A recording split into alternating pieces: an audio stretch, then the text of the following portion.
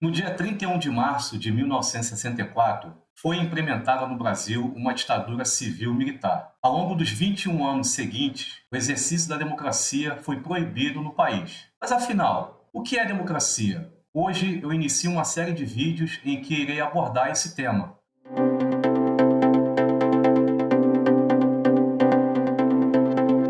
Espero que esteja tudo bem com vocês. Meu nome é Getúlio Fidelis, sou professor de Sociologia e hoje estou iniciando uma série de vídeos em que irei abordar a temática da democracia. E por que esse tema é tão importante? Eu estava fazendo uma pesquisa para uma aula minha e cheguei até um estudo de 2018 que mostrou que apenas 9% da população brasileira está satisfeita com a democracia. Esse percentual por si só chama muita atenção. A gente pode partir da hipótese de que a maioria da população brasileira está insatisfeita com a democracia. E isso pode se comprovar com acontecimentos recentes que vêm acontecendo na nossa sociedade. Por exemplo, neste ano de 2021, algumas pessoas foram às ruas manifestar apoio ao atual presidente da República do Brasil, Jair Messias Bolsonaro. Do ponto de vista democrático, e principalmente do ponto de vista da liberdade de expressão, essa é uma ação totalmente legítima. Porém, dentre esse grupo, houve aquelas pessoas que levantaram bandeira pedindo intervenção militar. Por quê? Porque se sentem insatisfeitas com algumas ações do Supremo Tribunal Federal, o STF, que é a última instância do judiciário no nosso país. Então, essas pessoas pedem que o presidente da República, enquanto chefe das Forças Armadas, faça uso dessa prerrogativa para poder atentar contra um outro poder. E o que poderia legitimar essa ação? Esse grupo usa um argumento constitucional, através do artigo 142 da Constituição. Porém, de acordo com alguns juristas e advogados, pedir intervenção militar é inconstitucional e pode acarretar um crime. Embora seja prerrogativa do presidente da República fazer uso das Forças Armadas, esse uso não pode ser contra um outro poder, porque atentaria contra a autonomia de um outro poder, nesse caso, o Poder Judiciário.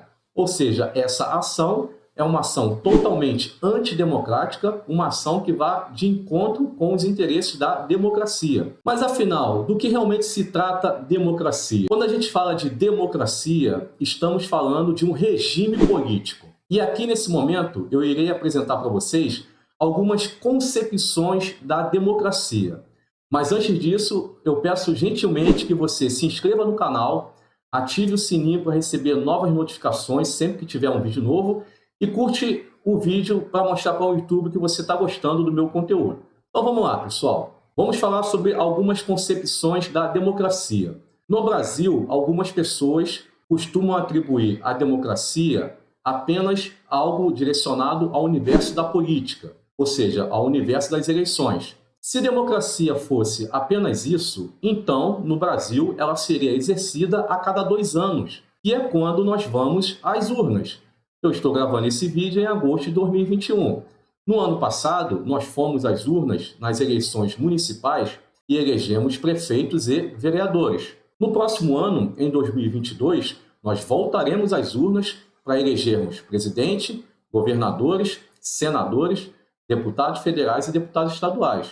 Ou seja, no Brasil, as eleições ocorrem a cada 2 anos, só vai diferenciar para qual cargo nós estamos votando. As eleições sempre ocorrem em anos pares e os candidatos eleitos assumem os cargos no ano ímpar. Uma outra concepção da democracia é a concepção da democracia econômica. Então, como é que seria o exercício da democracia econômica? Vamos criar um cenário hipotético aqui, em que nós temos uma prefeitura, um determinado município, então o prefeito ou a prefeita convoca a população para discutir, deliberar sobre o orçamento público. Ou seja, é uma forma da população, dos eleitores, dos cidadãos, participarem da discussão do orçamento público daquele município. Também podemos pensar a democracia na sua concepção social. De que forma seria esse exercício? Vamos imaginar o Estado, ele pode legislar sobre a vida privada das pessoas. De que forma isso poderia acontecer? Se nós imaginarmos o Estado definindo qual será o currículo da escola básica. É uma forma em que o Estado age sobre a vida privada das pessoas. Uma outra concepção da democracia também pode ser a democracia cultural, ou seja, quais serão os aparatos culturais que estarão presentes numa determinada cidade, como cinema, teatro, museus, praças públicas. Já falamos aqui que a democracia é um regime político, mas quando que ela surgiu? Para responder essa pergunta, a gente precisa voltar um pouco no tempo. A primeira vez que se tem notícia na história do uso da palavra democracia foi na Grécia Antiga, por volta do século V a.C., e ela foi utilizada pela primeira vez pelo historiador Heródoto. Heródoto estava se referindo a uma forma específica de exercício do poder. E se nós pensarmos na etimologia da palavra democracia ou democratia, a gente vai ter a junção dos vocábulos gregos demos, povo, kratos, poder. Então, democracia significa poder do povo ou governo do povo. E é importante dar uma atenção especial a esse conceito, poder do povo, porque esse conceito ele vai variar de acordo com o seu contexto político, econômico e social. Poder do povo, a concepção de poder do povo na Grécia Antiga é totalmente diferente do conceito poder do povo na atualidade. E como era o exercício da democracia na Grécia Antiga? Na Grécia Antiga, prevalecia a democracia direta, ou seja, o cidadão exercia o seu direito democrático sem a intermediação de terceiro. Então, de que forma a democracia era exercida na Grécia Antiga? A democracia era exercida diretamente.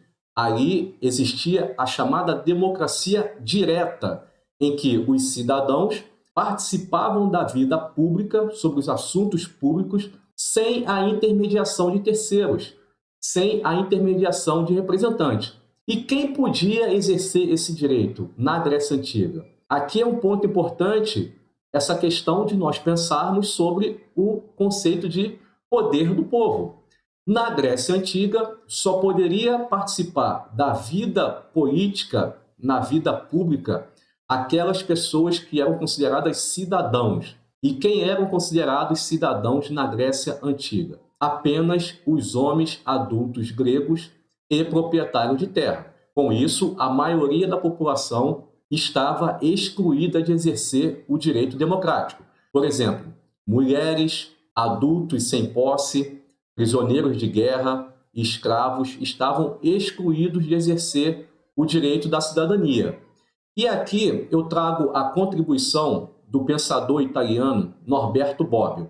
Norberto Bobbio, ao analisar esse período da história, mais especificamente a democracia ateniense, ele chamou a democracia ateniense de democracia dos antigos. De acordo com Bobbio e essa democracia dos antigos, a ampliação da participação social no universo da política era visto de uma forma muito negativa, porque afirmava-se que os pobres eram incapazes de vivenciar o dia a dia da política, logo eles deveriam ser excluídos. E por isso que o Bobbio olhou para esse tipo de democracia e falou democracia dos antigos. No próximo vídeo, em que eu irei abordar o tema da democracia representativa, a gente vai falar sobre democracia dos modernos, um conceito também criado por Bobbio. Então, na Grécia Antiga, a democracia ateniense, apenas os homens adultos gregos e proprietários de terra poderiam participar da vida pública. E agora eu vou mostrar uma imagem para vocês que ilustra como que era esse exercício da democracia na Grécia Antiga. Aqui nessa imagem, a gente vê o político ateniense Péricles fazendo um discurso para poetas, filósofos e os cidadãos. Esse cenário aqui onde eles estão na Ágora, ou seja, na praça pública. Era o local de debate e de discussão sobre os caminhos aos quais a cidade deveria tomar. Era a forma de exercício direto da democracia.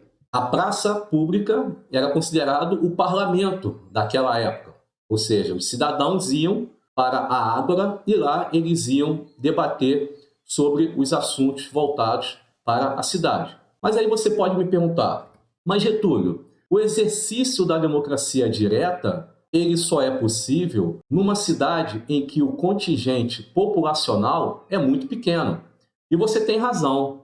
Por exemplo, se nós pensarmos no estado do Rio de Janeiro, onde eu sou nascido, criado e resido atualmente. No estado do Rio de Janeiro, nós somos pouco mais de 16 milhões de habitantes. Imagine 16 milhões de pessoas tendo que discutir, tendo que chegar a um consenso sobre um determinado assunto. Quais serão os caminhos da educação básica no estado do Rio de Janeiro? Isso seria totalmente inviável. Onde é que a gente ia reunir esse montante de pessoas?